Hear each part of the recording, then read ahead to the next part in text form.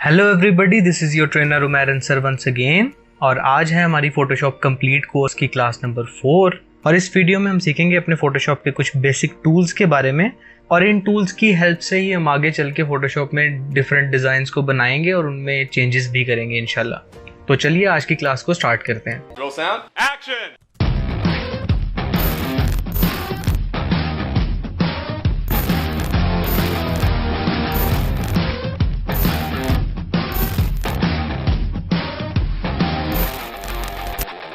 Welcome जी। तो अब मैं आ चुका हूँ अपने फोटोशॉप की स्क्रीन पे। मैंने आपको क्लास नंबर 1 में फोटोशॉप के इंटरफेस के बारे में बताया था और आपको ये भी सिखाया था कि फोटोशॉप में आप अपनी कस्टम वर्क स्पेस कैसे क्रिएट कर सकते हैं। ठीक है, तो आप यहाँ पे देखें ना, तो मेरे पास लेफ्ट हैंड साइड पे टूल्स का एक पैनल आ रहा है। सपोज आपके पास ये टूल्स का पैनल नहीं आ रहा, तो आप इसको किस तरीके से यहाँ पर लेकर आएंगे। उसके लिए आप जाएंगे विंडोज़ में और यहाँ से फाइंड करेंगे टूल्स को। तो ये देखिए यहाँ पे मेरे पास ऑप्शंस के नीचे यहाँ पे आ रहा है टूल्स। तो मैं यहाँ से इसको एक्टिव कर लेता हूँ और यहाँ पे इसको एडजस्ट कर लेता हूँ। अब आप यहाँ पर सबसे पहले देखें तो मेरे पास एक टूल सिलेक्टेड है जिसको कहते हैं मूव टूल। इसकी हेल्प से मैं डिफरेंट ऑब्जेक्ट्स को मूव करवा सकता हूँ। फॉर एग्जाम्पल मैं यहाँ पर एक सिलेक्शन बना रहा हूँ, एक न्यू लेयर क्रिएट करता हूँ और न्यू लेयर पे इस सिलेक्शन में अपना फोरग्राउंड कलर फिल कर देता हूँ। मैं कंट्रोल डी से डी सिलेक्ट कर रहा हूँ। अब मेरे पास यहाँ पे लेयर 1 पे एक ऑब्जेक्ट है। ठीक है, मैं अपने मूव टूल की हेल्प से इसको मूव करवा सकता हूँ। नेक्स्ट मेरे पास यहाँ पे एक टूल है rectangular marquee tool. Rectangular marquee tool मैं आपको ऑलरेडी समझा चुका हूँ। इसमें आप नीचे देखें तो एलिप्टिकल मार्की टूल है। इसमें सेम फंक्शंस वही हैं जो रेक्टेंगुलर मार्की टूल में थे, सिर्फ इसकी शेप जो है वो सर्कल में है। ठीक है, आप सर्कल में सिलेक्शंस बना सकते हैं। बाकी सब चीज़ें सेम वही हैं जो रेक्टेंगुलर मार्की टूल में हमने सीखी थी। ओके, नेक्स्ट हमारे पास जो यहाँ पर टूल आ रहा है वो है लासो टूल। लासो टूल क्या होता है? ये भी एक सिलेक्शन टूल है, लेकिन ये सिलेक्शन किस तरीके से करनी है उसका तरीका थोड़ा सा डिफरेंट है। मैं इस पर क्लिक एंड होल्ड करता हूँ ना, तो सबसे पहले मेरे पास है लासो टूल, फिर है पॉलीगोनल लासो टूल, फिर है मैग्नेटिक लासो टूल। तो जी सबसे पहले जो मेरे पास लासो टूल है, ये टूल आपको हेल्प करता है फ्री हैंड सिलेक्शंस बनाने में। फॉर एग्जांपल मैं कहीं पे भी क्लिक करके होल्ड करता हूँ और यहाँ पे अपने माउस को किसी भी शेप में ड्रैग करता हूँ तो ये मेरे पास सिलेक्शंस बन रही हैं। अब एक चीज़ आपने यहाँ पर समझनी है कि सिलेक्शन आपकी तब कंप्लीट होगी जब इसका स्टार्टिंग पॉइंट और इसका एंडिंग पॉइंट आपस में मिलेंगे। ठीक है, मैं इसको इसके स्टार्टिंग पॉइंट के पास जाके जब छोड़ूंगा तो यहाँ पे आपकी सिलेक्शन कंप्लीट होती है। मैं कंट्रोल डी से इसको डी सिलेक्ट कर रहा हूँ। अब अगर आप इसको इसके स्टार्टिंग पॉइंट के साथ नहीं मिलाते एंडिंग पॉइंट को, तो आप जहाँ पर भी इसको छोड़ेंगे ना, ये खुद ही जाके अपने स्टार्टिंग पॉइंट के साथ मिल जाएगा और वहाँ पर एक सिलेक्शन बन जाएगी। इस टूल की हेल्प से आप कोई बेसिक सिलेक्शन है जिसमें आपको बहुत ज़्यादा प्रिसाइजली सिलेक्शन नहीं करनी, तो वहाँ पर आप बेसिक सिलेक्शंस को लासो टूल की हेल्प से कर सकते हैं। ठीक है, इसी की फैमिली में जो हमारे पास नेक्स्ट टूल है वो है पॉलीगोनल लासो टूल। ये टूल क्या करता है? ये आपको स्ट्रेट लाइंस में सिलेक्शन करने में हेल्प करता है। आप किसी भी एक पॉइंट पे एक क्लिक कीजिए और क्लिक को छोड़ दीजिए। अब आप अपने माउस को ड्रैग करेंगे ना, तो ये देखिए आपके साथ एक लाइन चल रही है। ये तब तक चलेगी जब तक आप कोई पॉइंट नहीं लगा देते। फॉर एग्जांपल मुझे यहाँ पर एक सिलेक्शन का पॉइंट लगाना है, तो मैं यहाँ पर एक क्लिक कर रहा हूँ। इस टूल की हेल्प से आप शार्प एजेस को सिलेक्ट कर सकते हैं स्ट्रेट लाइंस में। ठीक है, फॉर एग्जांपल अगर मुझे कुछ इस शेप में सिलेक्शन चाहिए तो इस टूल की हेल्प से मैं इजीली इस तरह की सिलेक्शन बना सकता हूँ। सेम रूल इसमें भी अप्लाई होता है कि इस सिलेक्शन को कंप्लीट करने के लिए आपको इसके एंडिंग पॉइंट को इसके स्टार्टिंग पॉइंट के साथ मिलाना ज़रूरी है। अगर आप नहीं मिलाना चाहते तो किसी भी पॉइंट पे डबल क्लिक कर दीजिए, तो वो ऑटोमेटिकली इसका एंडिंग पॉइंट इसके स्टार्टिंग पॉइंट से जाके मिल जाएगा और आपकी सिलेक्शन बन जाएगी। एक दो चीज़ें हैं जो आप नोट कर लीजिए। फॉर एग्जांपल मुझे यहाँ पे एक स्ट्रेट लाइन चाहिए, तो मैं एक तो अपने अंदाजे से यहाँ पे एक स्ट्रेट लाइन ड्रॉ कर सकता हूँ। दूसरा ये है कि मैं किसी भी पॉइंट पे शिफ्ट को प्रेस करके रखूँगा, तो अब मैं अपने माउस को जहाँ पे भी मूव कर रहा हूँ ना, तो ये स्ट्रेट लाइन में ही जा रहा है अनटिल अनलेस मैं यहाँ पे कोई पॉइंट ऐड करता हूँ और अब इसकी मैं डायरेक्शन को चेंज कर सकता हूँ। मैं जिस डायरेक्शन में अब इसको मूव करूँगा ये वहाँ पर ही स्ट्रेट लाइन ड्रॉ होगी। अगर मैं इसको नीचे की तरफ मूव करूँगा तो मैं अब इसको आगे पीछे नहीं कर सकता। ठीक है, इसी तरह अब मैं इसको अगर लेफ़्ट साइड पे मूव करता हूँ तो अब मैं इसको ऊपर नीचे नहीं कर सकता, ये स्ट्रेट लाइन ही जाएगी जब तक मैं शिफ्ट को प्रेस करके रखूँगा। ठीक है, एंड सेम वही चीज़ मैं इसके स्टार्टिंग पॉइंट से जब जाके इसको मिलाऊँगा तो ये सिलेक्शन कंप्लीट हो जाएगी। अब मैं चाहूँ तो एक न्यू लेयर बना के इसमें एक कलर फिल कर सकता हूँ। कंट्रोल डी से इसको डीसिलेक्ट करता हूँ, अपने मूव टूल से इसको मूव करवा सकता हूँ। आई होप कि आपको यहाँ तक समझ आ गया होगा। नेक्स्ट टूल जो इस फैमिली का है वो है हमारे पास मैग्नेटिक लासो टूल। ये टूल क्या काम करता है कि ये आपके इमेज के एजेस के साथ चिपक जाता है। फॉर एग्जांपल मैंने अपने इस सब्जेक्ट के इस एज के ऊपर जाकर एक क्लिक किया, अब मैंने क्लिक को छोड़ दिया, अब मैं इसके एजेस के साथ साथ इस टूल को चलाता रहूँगा ना, तो बेशक मेरा कर्सर ऊपर नीचे भी जा रहा है लेकिन ये इसके एजेस के साथ स्टिक रहेगा। और मैं इस तरह इसके अराउंड एक बार चक्कर लगवाऊंगा अपने माउस का, कोई क्लिक नहीं करके रखा हुआ मैंने, सिर्फ माउस को चला रहा हूँ और दोबारा इसके स्टार्टिंग पॉइंट से इसको मिला दूंगा और एक क्लिक करूँगा तो ये सिलेक्शन लग जाएगी। मैं कंट्रोल डी की हेल्प से इसको डीसिलेक्ट कर रहा हूँ। नेक्स्ट जी हमारे पास यहाँ पे ये टूल आ जाता है क्विक सिलेक्शन टूल।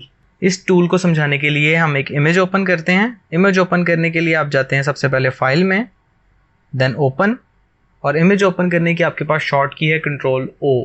मैं ओपन पे क्लिक करता हूँ तो मेरे पास ये डायलॉग बॉक्स आ जाता है जिसकी हेल्प से मैं डेस्टिनेशन दे के अपनी इमेज को फाइंड करके और यहाँ से ओपन करवा सकता हूँ। मुझे यहाँ पे इस इमेज को ओपन करना है, मैं यहाँ पे ओपन पे क्लिक करूँगा तो ये इमेज मेरे पास यहाँ पर ओपन हो जाएगी। अब एक चीज़ आप यहाँ पर ध्यान से देखेंगे ना तो आपको पता लगेगा ये इमेज ओपन हुई है तो आपका पेज ख़त्म नहीं हो गया या बंद नहीं हो गया, आपका पेज यहाँ पर स्टिल अवेलेबल है। ठीक है, आप इसी तरह मल्टीपल इमेजेस भी ओपन कर सकते हैं। जैसे कि ये मैंने इमेज ओपन कर ली तो ये इमेज यहाँ पर है, जो इससे पहले आपने इमेज ओपन की थी वो यहाँ पर है, और जो उससे पहले हमारे पास पेज था वो यहाँ पर है। इस जगह पर आपकी इमेजेस सीक्वेंस वाइज ऐड होती जाती हैं जैसे जैसे आप इमेज को ओपन करते हैं या कोई भी न्यू पेज क्रिएट करते हैं। सो अब इस इमेज पे मैं आता हूँ और मुझे बनानी है सिलेक्शन इस बैलून की, तो उसके लिए मैं यहाँ पर थोड़ा सा जूम कर लेता हूँ। जूम करने के लिए आपके पास यहाँ पर एक टूल दिया गया है जिसको बोलते हैं जूम टूल, जिसकी शॉर्ट की है Z। आप इस टूल की हेल्प से क्लिक करेंगे तो आप जूम कर सकते हैं। यहाँ पर एक बटन है जूम आउट का, आप इसको सिलेक्ट करके क्लिक करेंगे तो आप जूम आउट कर सकते हैं। क्लिक करके राइट साइड पे ड्रैग करेंगे तो आप जूम इन कर सकते हैं। क्लिक करके लेफ्ट साइड पे ड्रैग करेंगे तो आप जूम आउट कर सकते हैं। ठीक है, इसी के साथ साथ आप किसी भी पॉइंट पे राइट क्लिक करते हैं तो आपके पास कुछ ऑप्शंस आ जाती हैं जिसमें है fit to screen, zoom 100%, zoom 200%, print size, zoom in और यहाँ से जूम आउट। ये मेरे पास कुछ ऑप्शंस आ रहे हैं। इसके लिए मेरे पास शॉर्ट कीज़ भी हैं और मोस्टली शॉर्ट कीज़ ही इस्तेमाल होती हैं। आप अपने कीबोर्ड से कंट्रोल प्लस प्रेस करेंगे ना तो ये आपकी इमेज जूम होगी, कंट्रोल माइनस प्रेस करेंगे तो ये इमेज जूम आउट हो जाएगी। और अगर आप किसी भी पॉइंट पे चाहते हैं कि ये इमेज फिट टू स्क्रीन हो जाए तो कंट्रोल 0 प्रेस करेंगे तो ये फिट टू स्क्रीन हो जाएगी। ठीक है, आप चाहते हैं कि आप 100% जूम पे इसको देखना चाहते हैं तो कंट्रोल 1 प्रेस करेंगे तो ये 100% जूम हो जाएगी। ये देखिए आपकी इमेज के साथ यहाँ पे लिखा गया है 100%, इसका मतलब है ये इमेज को मैं इस टाइम 100% जूम पे देख रहा हूँ। अब ये आपने इमेज को जूम कर लिया, अब आप अपनी इमेज में थोड़ा सा पैन करके उस साइड पे देखना चाहते हैं तो उसके लिए आप कभी भी स्पेस बार प्रेस करेंगे तो आपके पास ये हैंड टूल आ जाता है। ठीक है, आप ये हैंड टूल से क्लिक करें और ड्रैग करके अपनी इमेज के किसी भी पोर्शन को जाके देख सकते हैं। ठीक है, मैं ये बैलून पे थोड़ा सा जूम आउट कर रहा हूँ। और ये जो टूल मैं सिखाने जा रहा था क्विक सिलेक्शन टूल, ये टूल क्या काम करता है, ये टूल आपके एजेस को फाइंड करता है और उन तक ही आपकी सिलेक्शन करता है। फॉर एग्जांपल मेरे इस बैलून में यहाँ पे ये एजेस हैं इसके और इसके बाहर ये अलग से एरिया है, तो एजेस को फाइंड करेगा, जहाँ पे एज कोई आ जाएगा वहाँ पे ये सिलेक्शन स्टॉप कर देगा। फॉर एग्जांपल मैंने यहाँ पे क्लिक किया तो जहाँ पे भी इसको एजेस नज़र आए ना, इसने वहाँ तक आपकी एक सिलेक्शन बना दी है और उसके बाकी एरिया को छोड़ दिया है। आप यहाँ पे क्लिक करके ड्रैग करें तो ये सिलेक्शन को ऐड करता रहेगा आपकी। सेम बाकी सिलेक्शंस की तरह यहाँ पर भी subtract from selection, add to selection और नॉर्मल सिलेक्शन के बटन्स आपके पास अवेलेबल होते हैं। मैं कंट्रोल डी से डीसिलेक्ट कर रहा हूँ। इसी की फैमिली में मेरे पास एक टूल है मैजिक वैन टूल। ये टूल क्या काम करता है, जैसे कि हमारा क्विक सिलेक्शन टूल फॉलो करता था एजेस को, तो ये हमारा मैजिक वैन टूल फॉलो करता है कलर को। ये सेम कलर इसको जहाँ जहाँ नज़र आएगा ना, ये उसको सिलेक्ट कर लेगा। फॉर एग्जांपल मैंने यहाँ पे क्लिक किया तो इसने सेम कलर इसको जहाँ जहाँ पे इसके मुताबिक लग रहा था इसने उसको सिलेक्ट कर लिया। अब मैं चाहता हूँ इसकी इंटेंसिटी थोड़ी सी बढ़ जाए, मैं क्लिक करूँ तो इसको सेम कलर का कोई शेड भी आसपास नज़र आ रहा है ना, तो उसको भी सिलेक्ट कर ले। तो उसके लिए यहाँ पे इसकी टॉलरेंस है, आप इसको कंट्रोल कर सकते हैं कि कितनी ज़्यादा इंटेंस सिलेक्शन करे। मैं यहाँ से इसको 100% कर देता हूँ। तो अब मैं येलो पे क्लिक करूँगा ना, तो जहाँ जहाँ पे भी इसको येलो से मिलता जुलता शेड भी नज़र आया ना, इसने उसको भी सिलेक्ट कर लिए। और सेम बाकी सारे सिलेक्शन टूल्स की तरह यहाँ पर भी वही बटन्स आपके पास अवेलेबल हैं। Add to selection, subtract from selection, intersect with selections, ये सारे बटन्स आपके पास अवेलेबल हैं। ओके जी, तो नेक्स्ट टूल हमारे पास है यहाँ पे ऑब्जेक्ट सिलेक्शन टूल। ये टूल फोटोशॉप ने अपने लेटेस्ट वर्जन्स के अंदर ही इंट्रोड्यूस करवाया है। और अब ये ऑब्जेक्ट है जो मुझे सिलेक्ट करना है। तो इस ऑब्जेक्ट को सिलेक्ट करने के लिए मैं इसके अराउंड यहाँ से लेके यहाँ तक एक बाउंड्री में सिलेक्शन बना लेता हूँ। ठीक है, मेक श्योर कि इस सिलेक्शन के अंदर इस ऑब्जेक्ट के अलावा जिसको आप सिलेक्ट करना चाह रहे हैं उसके अलावा कोई और चीज़ ना आए। और जहाँ पे मैं इस सिलेक्शन को छोड़ूंगा ना, फोटोशॉप थोड़ा सा टाइम लेगा और ऑटोमेटिकली आपके ऑब्जेक्ट को सिलेक्ट कर देगा। ये देखिए इसने कितना प्रिसाइजली सिलेक्ट किया है कि यहाँ से इसने सिलेक्शन छोड़ दिया और यहाँ से सिलेक्शन जो इसके नीचे टोकरी थी उसको सिलेक्ट कर लिया इसने।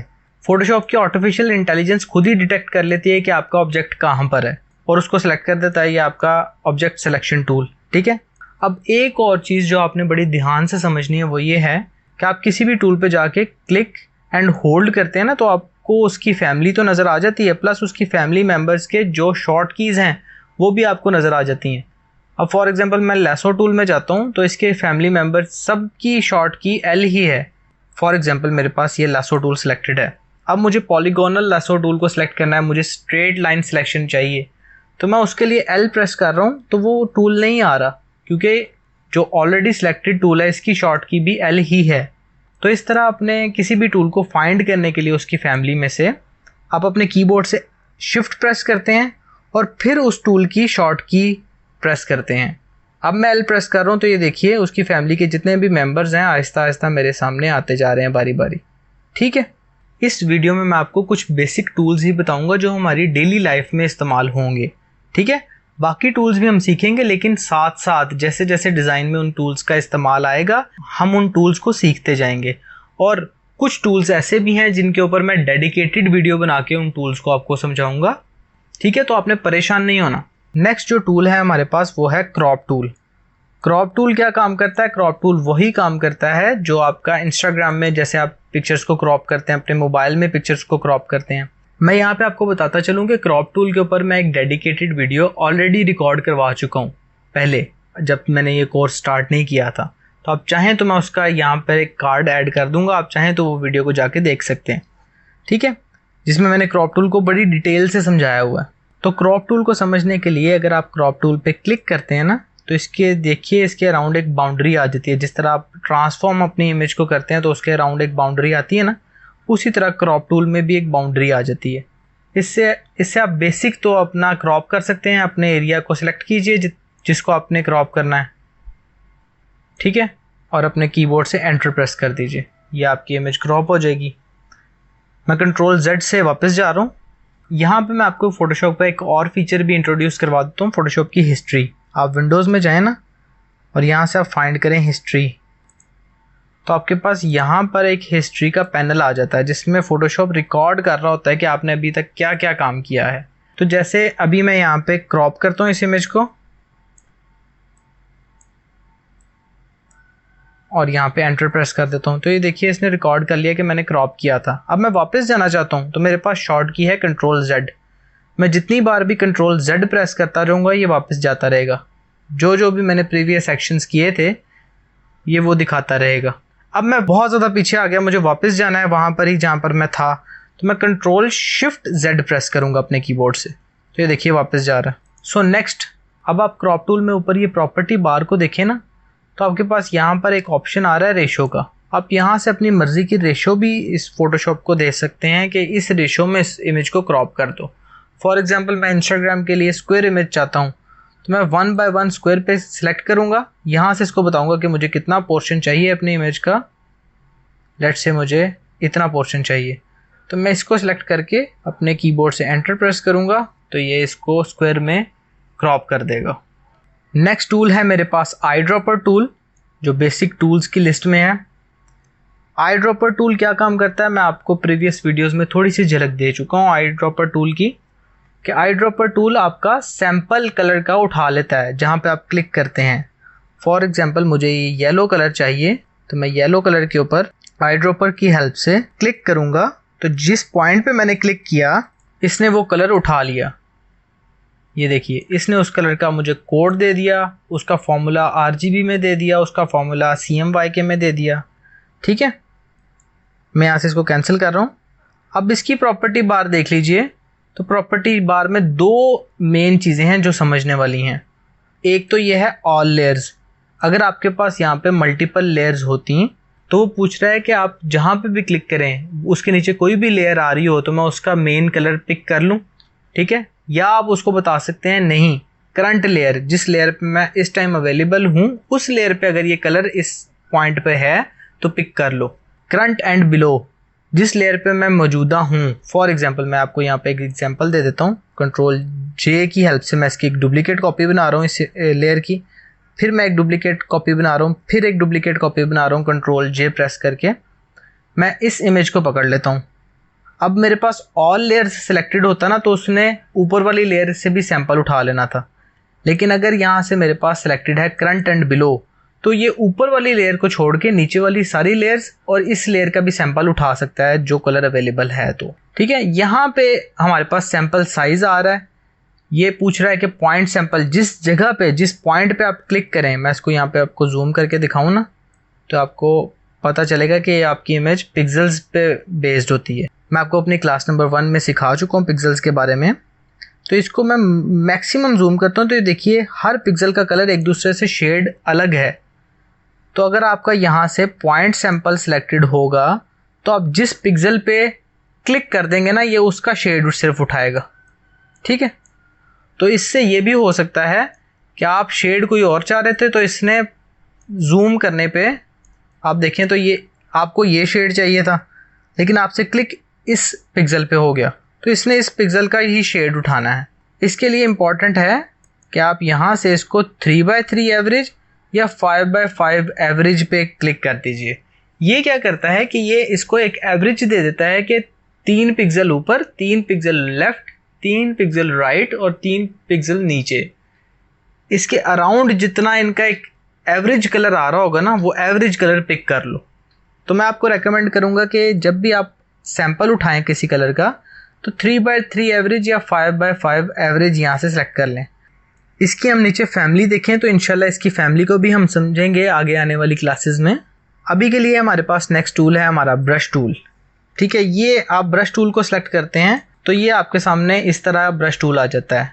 लेकिन अगर आपके कीबोर्ड से आपका कैप्स लॉक ऑन होगा तो आपके पास ब्रश टूल का जो ये कर्सर है ना इस तरह नहीं आएगा, ये आपके पास इस तरह आएगा। अगर आपके पास इस तरह से इसका कर्सर आ रहा है तो आपने परेशान नहीं होना, आपने सिर्फ देखना है कि आपका कैप्स लॉक ऑन तो नहीं। अगर ऑन है तो उसको ऑफ कर दीजिए। अगर फिर भी इस तरह का आ रहा है तो मोस्ट प्रोबेबली आपका ब्रश का जो साइज़ है वो यहाँ से बहुत छोटा है, इसलिए इसका आइकन इस तरह का आ रहा है। तो आप अपने ब्रश के साइज़ को कैसे कंट्रोल करते हैं, आप देखिए यहाँ पर आपके पास ब्रश का साइज़ आ रहा होता है। आप इस एरो पे क्लिक करेंगे तो आपके पास यहाँ पे ऑप्शंस आ जाएंगे। ब्रश को मैं बहुत ज़्यादा डिटेल में इस वीडियो में नहीं सिखाऊंगा, मैं ब्रश की बेसिक्स ही सिखाऊंगा, क्योंकि नेक्स्ट क्लासेस में जाके मैं डेडिकेटेड वीडियो बनाऊंगा ब्रश टूल के ऊपर। क्योंकि ब्रश टूल बहुत ज़्यादा लंबा एक सब्जेक्ट है तो इस पर टाइम लग जाएगा, इसलिए मैं इस पर एक डेडिकेटेड वीडियो ही आपको दूंगा। लेकिन इस वीडियो में मैं आपको इसकी बेसिक्स समझा दूंगा। ये देखिए ब्रश टूल का सबसे पहले यहाँ पे आपके पास साइज़ आ रहा है कि आप इसके साइज़ को कंट्रोल कर सकते हैं कि आपको किस साइज़ का ब्रश चाहिए। मैं यहाँ से इसके साइज़ को ये रख रहा हूँ। मैं आपको ये समझाने के लिए अपने पेज पे वापस चला जाता हूँ। अब देखिए ये मेरा ब्रश का साइज़ है, इसको मैंने कंट्रोल किया यहाँ से। अब मैंने यहाँ पे क्लिक किया तो ये देखिए कलर फिल कर रहा है। ठीक है, स्ट्रेट लाइन में भी आप कलर फिल कर सकते हैं, इससे किसी भी तरह से इससे ब्रश से आप कलर फिल कर सकते हैं। अब आप इसके एजेस को देखें ना तो एजेस बहुत ज़्यादा सॉफ्ट हैं। वो सॉफ्ट क्यों हैं? क्योंकि यहाँ से आपके पास एक हार्डनेस की ऑप्शन आ रही है इसको फुल कर देंगे तो आपका ब्रश अब हार्ड पेंट करेगा, ठीक है। अब इसके एजेस सॉफ्ट नहीं होंगे। तो आप अपनी रिक्वायरमेंट पे अपने ब्रश को सेट कर सकते हैं कि आपको सॉफ्ट एजेस चाहिए कि हार्ड एजेस चाहिए, ठीक है। इसके लिए आपके पास शॉर्ट की भी है। अगर आप अपने ब्रश के साइज़ को कंट्रोल करना चाह रहे हैं तो आप अपने कीबोर्ड पे देखेंगे ना, तो आपके पास एक कर्लिंग ब्रैकेट्स आ रही होंगी। आप उसमें राइट साइड वाली कर्लिंग ब्रैकेट पे प्रेस करेंगे तो ये आपके ब्रश का साइज़ बड़ा होगा। लेफ़्ट साइड वाली कर्लिंग ब्रैकेट पे प्रेस करेंगे तो ये ब्रश का साइज़ छोटा होगा।